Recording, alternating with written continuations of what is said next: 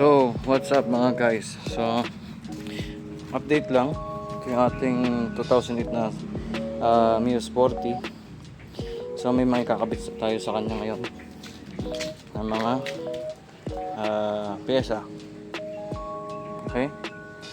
So, kunin ko lang dun sa bahay yung mga pyesa. Pakita ko sa inyo. Okay, so ito yung may kakabit natin. Kanyang brake master cylinder, fuel pump, pero baka next time na to kasi magpapalit tayo ng fuel tank nito. Hindi na natin kaya restore. And then of course yung brake line dito.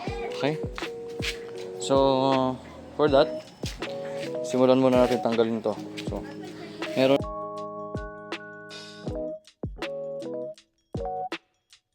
nakalas na natin to. So ngayon naman ay kakabit natin to. So makikita nyo ito kasi stock up na. So ito ay gagalaw pa ito, hindi na. So ikakabit natin siya dito. Kakabit natin siya dyan. And then susunod ay kakabit na itong brake line. Pupunta doon sa ibaba.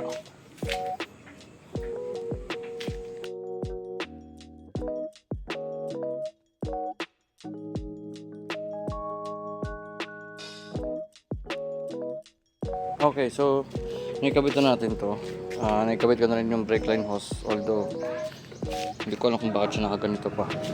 And then ito na siya. Kaya lang ito, napansin ko stock up na to eh. So babaklasin ko muna to. Then palitan na natin ng bago para sure tayo na hindi mangapit yung preno. Kasi dapat dito yung nakalagay. Eh since pang sira na to, so tatanggalin ko na to. Nakikabit na natin. So nakikabit ko na itong bagong brake lever. Wala pa siyang brake fluid. Nakikabit ko na rin to. Tapos reinstall ko muna ito. Although wala pa siyang laman, wala pa siyang ilaw. Kasi kulang pa siya ng harness sa loob. Tapos ano pa ba? Nakikabit ko na rin to. So doon sa ating previous video nakita niyo umaandar siya. Kaya lang ngayon ay tinanggal ko muna yung gasolina. Ngayon naman ay lilinisin muna natin siya madumi.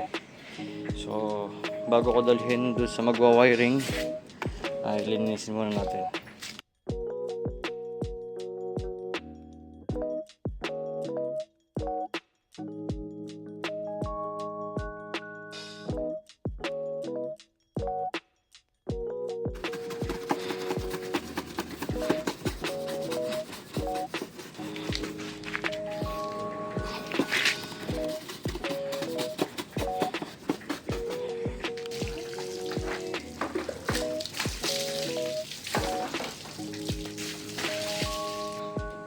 So, yun na siya guys.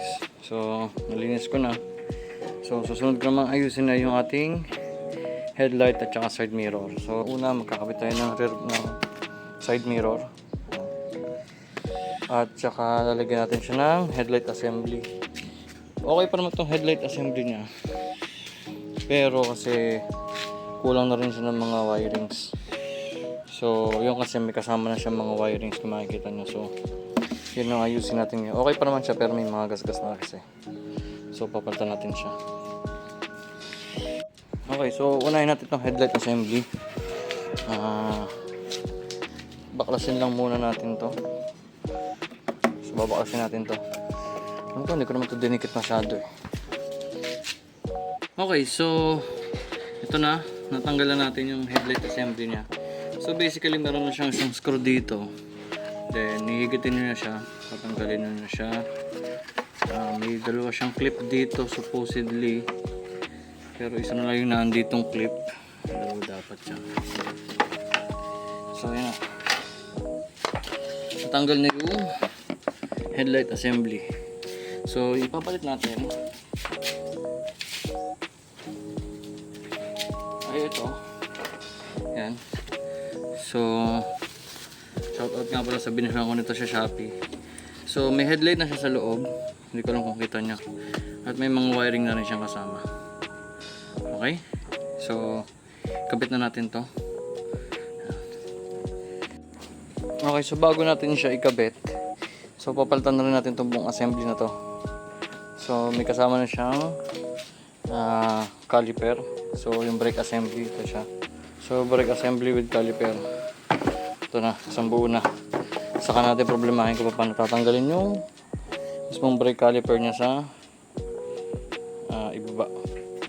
Okay, so naikabit na natin to. Ito, naikabit na rin natin, pero hindi ko pa nababaklas to. Naikabit na natin siya dito. Wala pa siyang brake fluid. Pero since nakakulog-kulog na, unahin muna natin itong rear view mirror. Pero tingin ko babakasin pa rin siya kasi lalagyan siya dito. Pero anyway, unahin na muna natin to. Yan na. So unti-unti na siya nabubuo.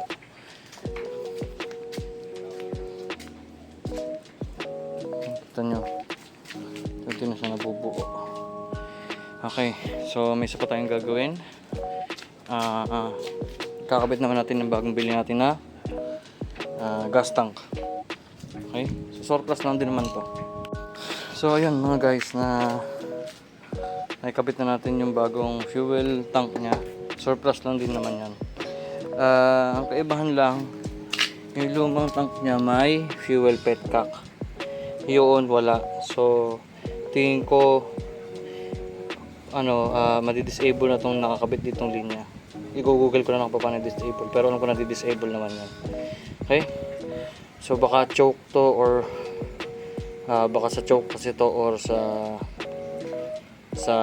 ito yung main line nya or return line nya. So titignan ko na lang kung paano. Yan na siya. So kabitan natin to, ito, tsaka yung tangke. So yun muna ang gagawin natin sa kanya kasi naulan na. And then abangan nyo sa susunod na mga videos paano pa yung mga ayusin natin sa kanya. Okay, so hanggang doon lang muna. Peace.